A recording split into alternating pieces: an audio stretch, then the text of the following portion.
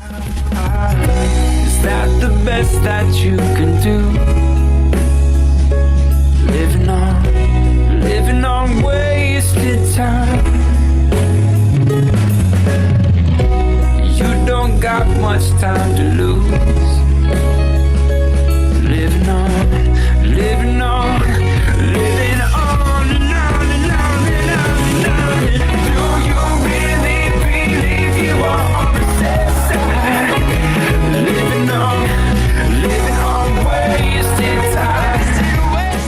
Ladies and gentlemen, welcome to Living the Dream. I am your host, of course, Travis Barton. With me today are my guests, Stephanie and Adam, formerly of Fit Couple Cooks. I just picked up their book, Healthy Meal Prep, a few months ago, and I had to have them on the show. I had to have them on and pick their brain about this book and the whole deal with meal prepping and the art of eating healthy and all that fun stuff. So I'm so happy and so honored to have you both on. How are you both doing?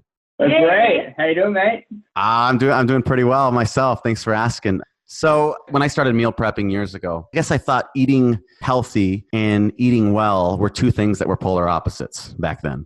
So I remember meal prepping, trying to eat healthy. And there's a picture of me back in the day where I'm meal prepping and all it is just grilled chicken, brown rice, and broccoli every meal a day. Yeah. I think so many people get caught up in that paradigm that eating healthy or meal prepping has to be so boring and so stale. And going through your book, I saw, there's like nachos and all sorts of great salmon recipes and just so many great dishes in here. It's just completely changed the game for me. So I'm thankful for that. Yeah, I'm glad you enjoy it. That's part of what we're trying to do is, get people excited to meal prep and really change kind of the mindset behind it's a bodybuilder thing. Like it doesn't have to be a bodybuilder thing. The main reason we do it is to save time and save money. Like that's the most important part of it. Well, and I'll tell you, my girlfriend loves that about you both too. She always thought it was kind of a bodybuilder thing as well. And I go to the gym and I weight train and all this stuff. And so she always thought that was kind of what it was. Getting your book, it's kind of changed her whole belief system about that. But I want to get into who are you and what got you started on this journey? What's your story? Sure. So I'll start first. So, hey guys, AB with you here. So the journey for me started obviously from a young age. I was overweight. I was an overweight kid. Growing up, I was picked on for being fat. I played a lot of sport, even though I really enjoyed sport. Like I was always the slowest kid and I never really achieved what I could. But I always try my best. And then, growing up in high school, I wasn't very smart either. I had undiagnosed dyslexia until I was in the 10th grade. So people thought I was fat and slow and dumb. I only just got my high school certificate or high school diploma in Australia, and I didn't get a good enough grade to go to college. One of my teachers recommended I look into chefing and hospitality. So I did. I went and trained to become a chef, but I was still bad. I wasn't great at it. I really struggled in the learning aspect, but I stuck with it. I stuck it out. It took me like an extra year than most kids do to do their apprenticeships and get their chefing qualification. And halfway through doing that, we had a head chef change in the kitchen. And on the first day, the new head chef met me, looked me dead in the eyes after the first day and said, "Adam, you're an incompetent fuckwit and you'll never be a chef." Ooh. So that kind of really gutted me. It really set me back. Along the way, people had tried to support me and really help me out, but that was the first time I really got set back. Really hit a low point in my life. I got fired from that job. I started, eating really bad food, getting really heavy, and it was a really horrible year. But then I made a snap life decision that I would change my life and I would lose a bunch of weight for my 21st birthday. So in pounds for Americans, I was about 230 pounds in December of 2010. And I started by May 2011, so 6 months. I tried to get down to about 155 pounds, which is 70 kilos. And I just started learning how to prepare and cook my own food. And my only thing that I did was I cooked all of my food myself. So up until that point, I was eating bad frozen food and takeout food and really wasn't taking responsibility for my health. And I said, no, I'm going to cook all my food because I'm a chef. I know how to cook. And in 6 months, I did it. I woke up on my birthday. I was 69.8 kilos, which is like 152 pounds, something like that. And I achieved my goal. And that led me back to, getting my apprenticeship back, finally being qualified as an actual chef. And then after all that, I had all these people that tell me, oh, you're inspiration and all this kind of stuff. And I really felt like, well, I want to help people now with their health journeys. So I quit chefing, believe it or not, after all that effort, and became a personal trainer. Got a personal training certification and decided to implement what I had learned and then all the learnings of personal training and working out to really help people. And so I started my own business doing that. And it was around this time that I met Stephanie. And then when I met Stephanie, I was like, wow, there's this girl all over in America that's just like on the same mission as me, like doing the same thing, like really trying to impact the world health. And I was like, I gotta go meet this girl. So Stephanie was on the same mission as you. Stephanie, what were you doing at the time? I have a little bit of a different story. I think I have more of like the classic girl story where I grew up overweight, tried every single diet you could possibly think of, from anything from like Weight Watchers to the extreme of doing like HCG, which is a 500 calorie diet, which I now know is absolutely horrible. Holy crap. What? So you're yeah. Wow. Okay. 500 calories. That sounds more like yeah. Yeah, I passed out naked in front of my mom, and that was the end of that. Oh, yeah, I don't. So most people don't do that. Yeah, that drunk out of their mind. You just did that by not eating enough. Yeah. Yeah, well, there's all that research that says, oh, this is why you should do it. And you've tried everything. So you're like, well, this must be the way to do it. And starving myself must be the right way. And so I tried everything. I tried eating healthier, but of course we were eating things that's low sugar, low fat. And now we know that all those things are just loaded with chemicals. So growing up, I always struggled with my weight. And then when I got into college, I was still struggling. And by my junior year of college, I was over 200 pounds, and it was the highest I'd ever been. And I was totally miserable. And of course, like you're in college and you just want to be like the hot chick who gets to go to the parties and have fun. But like I never felt comfortable in my body. So then before I got back into junior year, my mom and I started walking every day. And that like was huge. That started off the journey. And then my junior year, I got my own apartment with my friends. And so I had my kitchen, and I would just start going to the grocery store and buying food instead of going out with my friends. And everybody would eat pizza all the time. And first of all, it's really expensive to order out all the time. Second of all, it's obviously unhealthy. So I just started buying random things. Like I would buy a piece of chicken and call my mom or my grandma and say, how do I cook this? And so that's when I started to learn how to cook for myself. And then that just started the journey right there of like, I realized that our generation really is not good at cooking. They don't know what to cook. They don't know how to cook. And even though there's tons of resources, it's still just like overwhelming if you've never touched a raw piece of chicken. Right. So then once I got out of college, I have a master's degree in music. I am not a chef. Wow. Like Adam. And yeah. And then when I got out of college, I moved to New York City to try and be a musician. And then a year later, I got my butt kicked and I came back home and didn't know what to do. And I had always loved filming and editing. So I started a YouTube channel called Classy Cooking with Chef Steph, all about just making really easy, simple foods. I was just trying to teach our generation how to cook for themselves. And what I didn't realize until, I met Adam is that basically I had been meal prepping ever since junior year, because I would just make a big batch of something and put it in the fridge. I wasn't counting macros or anything, but I was cooking tons of food in advance so that I wouldn't have to cook every day. And then so my channel was going okay. By the time I met Adam, I think, was I at like 300 subscribers or something? Oh, 1,000. Maybe 1,000. It took me the so first you were year kind of already a big deal, right? You were kind of already a big deal. The first... She doesn't give herself enough credit. She had like a couple thousand subscribers before I met her.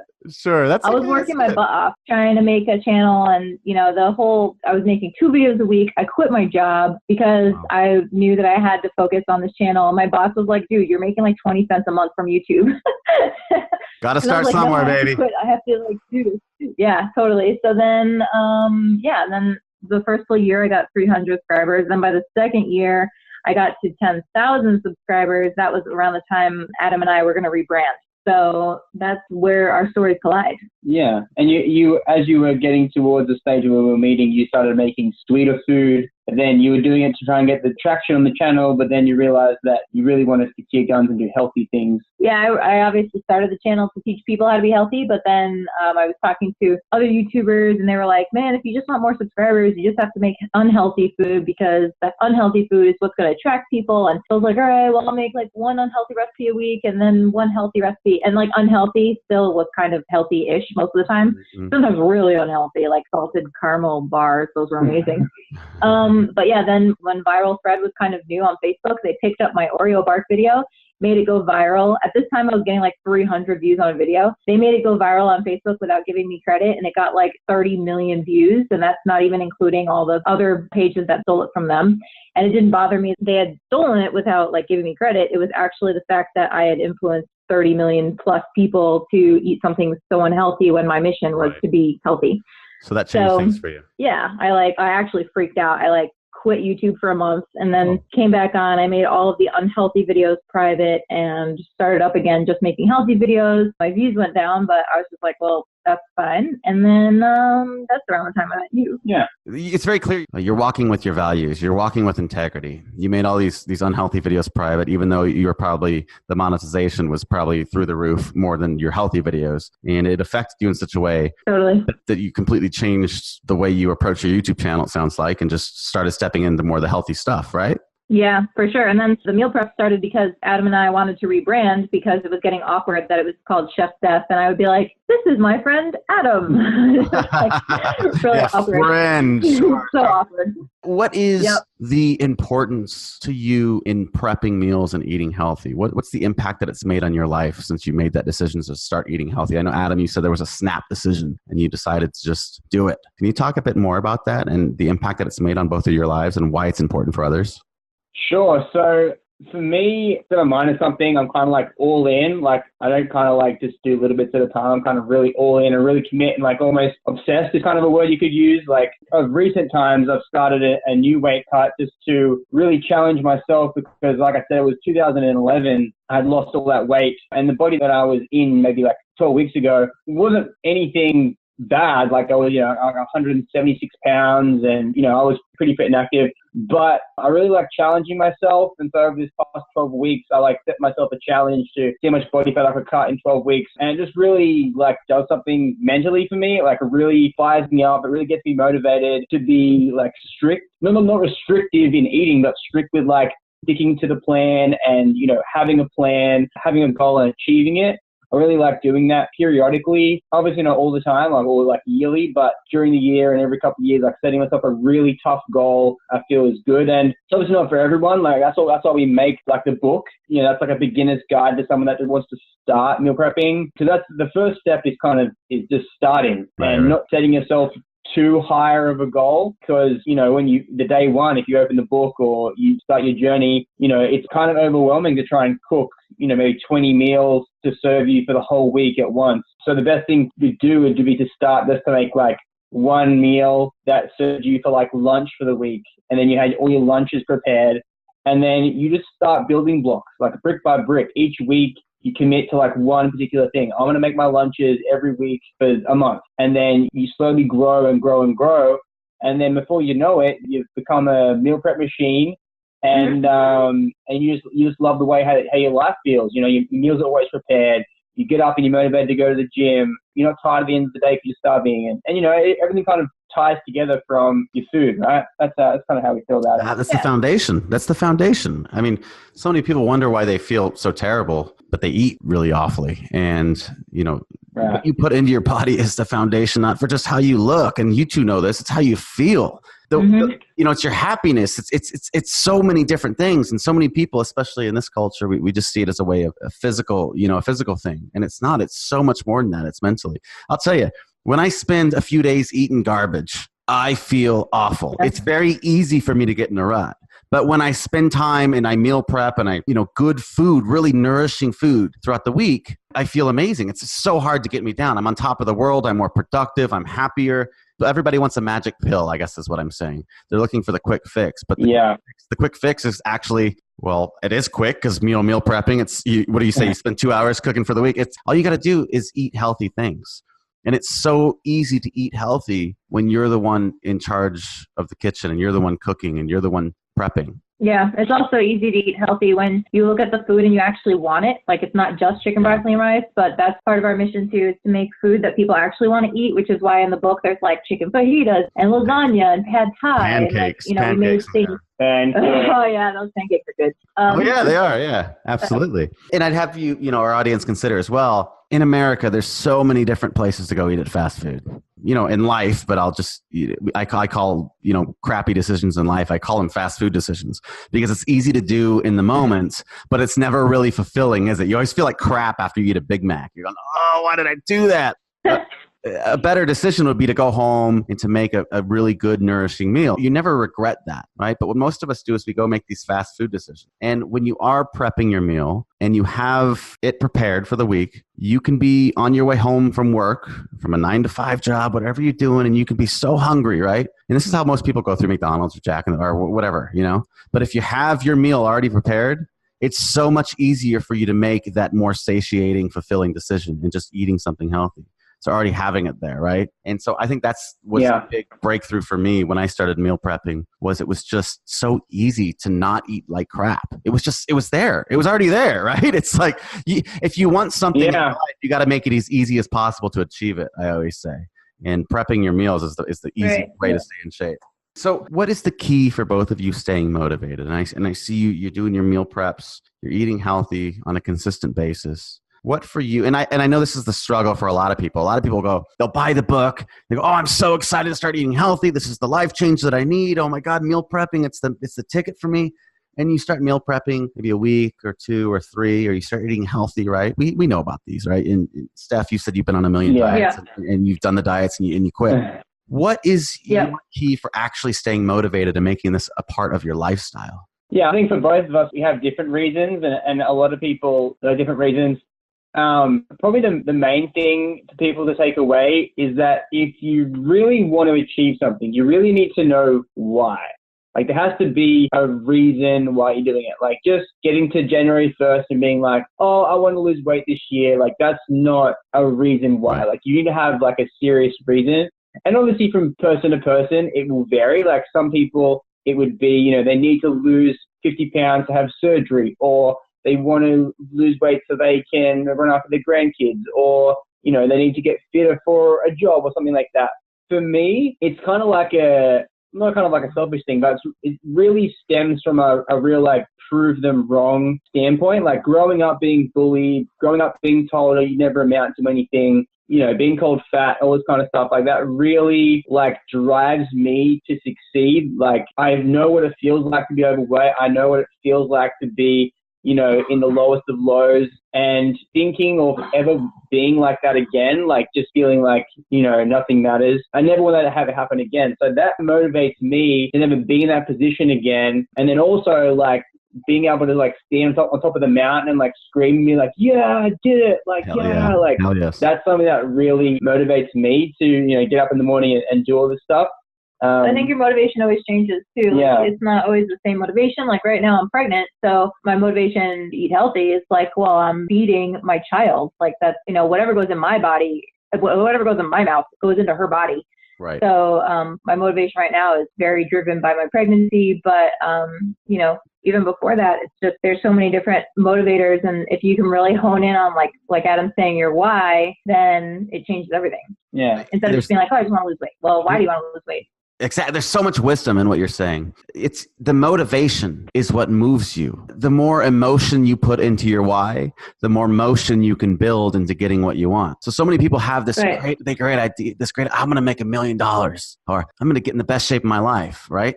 But that doesn't mean anything if you don't have a big enough why. And I can't remember who said this, but when you figure out a big enough why, you can figure out almost any how. And I always say it's crossing the Rubicon. And crossing the Rubicon means passing the point of no return. Like Adam, right? You're saying, like, I had these naysayers, and I understand in my own life, this is one of the biggest motivating factors, is to prove others wrong. You have a big enough why, you can figure out almost any how. Cross the Rubicon. Something must change in my life. I've been through the shit, right? And I'm ready to just come out of it. Finding a big enough why is the most important question you can ask yourself when achieving anything in your life. So many people know what they want. They might even know how they're going to get it, but the why is what truly, and you're speaking so much wisdom here, is the big fire that's going to be lit under your butt into keeping you doing it. And whenever you feel motivated, I always suggest this to my own clients. When you feel unmotivated, we'll spend a whole session reminding you of what your why is and why it's important to you and what it's going to provide for you in your life. And I can't